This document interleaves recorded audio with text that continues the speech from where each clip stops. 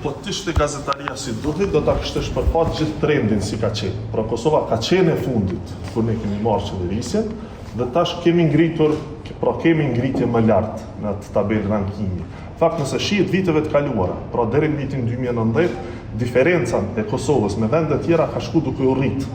Pra vende tjera i kanë ikë Kosovës, kurse tash lere që e kemi ngushtu diferencën, por edhe kemi kalu një shtetë, presim që shumë shpejt ky trend vazhdoj, por nëse vazhdojnë ky trend, dhe qeverisja e mire, punët e mira, ti kalojmë edhe shtetet tjera. Ka është pa marrë vlerësi për gazetari. Po jo, gjithsesi, duhet se edhe vlerëson edhe raportin bazë çmimeve dhe çmime për kokë banore. Jo, nuk është taj vlerësim. FMN-ja aty ka raportu të ardhurat për kokë banore të bazuar në fuqinë vlerëse, po purchasing power parity.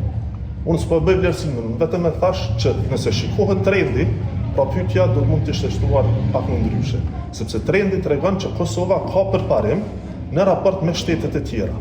Pra kemi qenë në vendin e fundit gjatë qeverisive të kaluara, tash po kemi kalu për shembull Moldavin dhe presim t'i kalojmë edhe shtetet tjera nëse vazhdojmë ky trend.